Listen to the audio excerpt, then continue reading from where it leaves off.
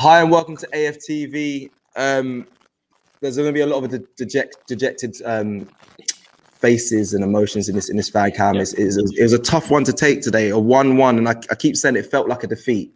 To me, it pretty much was, Tade. I don't know what it was from your side. I don't know what you thought of the game. Please let us know. I mean, I'm just going to start by saying that Arsenal like a VAR. That's exactly what I said on my Instagram. What do I mean by the VAR? You know that when there's an offside decision and then you're not entirely sure whether you should jubilate or whether you should be happy, you have to wait for a few seconds to make a decision. That's exactly how it felt today. Because as soon as Pepe scored, I had not finished jubilating. We considered a goal. Yeah. That is exactly how Arsenal are like. Yeah, that's the whole season. That's the whole season. You cannot rely on your happiness about them scoring a goal like a few minutes ago, because something can happen any minute, any time. And that is just what Arsenal Football Club has turned into. Very unpredictable. I've said it in the past that Arsenal are like the British weather, and I will keep saying it. They are so unpredictable. Today it could snow, tomorrow it could rain, tomorrow it could be hailstorm, it could be dry weather, it could be summer in one day. That's what Arsenal is like in the 90 minutes. Bad finishing from Saka, from Lacazette. And I've been saying it, Saka needs to improve on his finishing, whether we like it or not. He needs to improve on his finishing touches. He's one of the best players, no doubt, but we know that his finish is lacking in front of the goalpost and needs to improve on that. Do you think we should be relying on Saka? I know what you're saying. I agree with what you're saying, but I agree with what you're saying. But do you think we should be relying on Saka? We shouldn't be relying on Saka, but we are in a situation whereby we have no choice. We need to rely on Saka and Emile Smith-Rowe. We are in a situation whereby the big boys are not doing it. So we have no choice than to rely on the guys that are doing it. It's the situation that calls for, is the situation we find ourselves in that calls for what we're doing. It's not like we want to be relying on these players. We don't want to be relying on these players. But when the young boys are doing it, you have no choice than to keep playing them. Imagine this guy coming back from injury and then he's rushed back in. Emile Smith-Rowe and Saka were coming back from injury and they've been rushed back in. Why? Because you can't afford to keep them out of the side. The last time we had Ceballos playing, he was playing crap. We had to bring Xhaka back into the side as well. So the point of the whole matter is our best players, when they are not playing well, the whole team doesn't play well. It's true. The whole team doesn't play well. And Lacazette had a chance where he should be scoring a goal. I don't know what he was thinking. He didn't speed up. He didn't run up. Maybe because he felt he was clear on goal. And then he had to panic. That was a panic. That was a panic take. Because what actually happened there was he saw the guy coming late. And they're like, oh shit, I have to get rid of this ball. So he panicked. And I had this argument recently with someone that they believe that Aubameyang should be starting. But then again, Aubameyang has started games and we've seen how poor he is. So your best goal scorers are not doing the job. Lacazette, Aubameyang, they're not doing the job. So who are we going to turn to? Who are we going to rely on? People are saying Martinelli. Listen, in as much as I've supported Arteta, right? Martinelli, for me, is still one person that I'm going to sit down in a room with Arteta and fight Arteta. Because I believe Martinelli should be starting games. He should be starting games, in my opinion. It's got to the point now whereby you can't be relying on all those old cargoes anymore. I'm sorry. You can't be relying on them. What you want to do right now is bring guys that are ready to fight for the badge and fight for their career. Because Martinelli is fighting for his career. He's fighting to actually make himself heard. Yeah. What does he have to do to start games? And then there is the late substitutions from Arteta. Listen, this doesn't mean I don't still support Arteta. Don't get me wrong. I still see the general picture. I still see the things that he's doing. A lot of people had to go at me for saying that on my live today.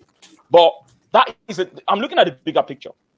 Okay, I'm looking at what is the bigger picture? What is the bigger picture today? The bigger picture of this football club, which a lot of people don't understand, is they've set their expectations too high. And Arteta has come in to try and change a lot of things, not just the football, but the culture of the club. The culture is number one. And I've been saying this for a very, very long time, right? When a building is bad, you need to break it down to the foundation and rebuild. And it takes time. It takes time. What people were expecting was we should get into top 4 this season. No. If people go back to what I said in the beginning of the season, I wasn't expecting top 4. My expectations were low because I knew there was a big problem in this club. And it's been there. There's been a big problem in this club since Arsene Wenger days, that's crept into Emery days, and now under Arteta. We'll keep having these same problems until the core of the problems are flushed out. Yeah, what's the core problems? Would you looking at the board? There's so many. The core problem definitely starts from the board. Definitely starts from the board. Culture as well. Culture is very, very important. Cultural change is very, very vital and important. And this is why I keep arguing with people. People feel that these players should be doing better than we are doing. And I can understand their frustration. But I think we are getting what we paid for. That's what I think. And that's why there's a difference of opinion. The difference of opinion is about expectation and what you expect from the team. This team is... You can't be having chances that we're creating like today and not putting them away. You can't be. I'm with you, and I can question you when you say we're getting what we paid for. I mean, we paid 72 million for Pepe. We're not getting a 72 million player. I don't ever look at price figures or anything, but we're not always getting what we pay for, in my opinion. I just think the players are underperforming, the managers are underperforming. It's getting embarrassing to watch. So when you say they're underperforming, it simply means that you yourself you expect better from these players. That's what it means, right? Yeah. Right. So you're I'm sorry. I'm sorry. Some of the players, yes. Some of the players, yes. Not all of the players for me. For me, look, I wasn't a fan of Pepe. I'm not even gonna lie to you. I wasn't a fan of Pepe from day one. I'm with you as well, bro. I wasn't. I wasn't. These are overpaid players. Many of them are overpaid, in my opinion. They're overpaid. And because of that payment and the figures that are attached to these players, a lot of people are having a false sense of belief in these players. That is the major problem, in my opinion. I'm sorry. Okay. Look, I was watching the Bayern Munich and PSG game the other day. I was watching the Real Madrid and Liverpool game the other day. Do you think these players can go toe-to-toe with this with the players in those teams? Of course not. Of course not. I've had this conversation. We're dreaming of Champions League football, but in all honesty, if we were there, we'd be made a fool of. So So why are our fans expecting Champions League level football from these players when you don't think these players can actually go toe-to-toe with the likes of Real Madrid and Barcelona? They're gonna eat us for breakfast. I hear that. We could go back and forth all day, but I understand why the fans and myself, I expect more because these players are internationals. Some of them are coming from big clubs. Some of them have pedigree. And likes of Partey, Gabriel, like they have been putting in performances, but obviously they've been poor as well. But I would expect more from them, especially being at the club, Arsenal Football Club, being at this club, our club. We're going to have high expectations. Come from the era of unbeaten Premier League games. Do you know what I mean? We come from that era. That's what we're all looking for again. Yes, the club's been in turmoil for a while, but that's what we're looking for. It's our expectations. But let me just say this quickly, right? The only players that I feel can even have a chance to get into top teams in the world in our team, right? Is Tierney, right? Maybe Saka now, right? Yeah. Emil Smith-Rowe, I'm not still entirely sure. He's probably going to get there, right? I'm not still entirely sure, but I can put him in there, right? And I can even say Aubameyang because he's done it in the past. I will still rate him, even if at all he's very poor right now. Okay. Yeah. And just maybe, Gabriel. Those are the only 5 players that I'm going to rate in this Arsenal Football Club system. Yeah, that's fair. Those are the only players. So if you're having these 5 players who are underperforming, I can say those guys are underperforming. The rest of them, you are getting what you're expecting from them. I'm sorry. Xhaka, El Neni, Ceballos, Holding, you are getting what you paid for. I'm sorry. People need to realize where I'm coming from. You need to realize where I'm coming from.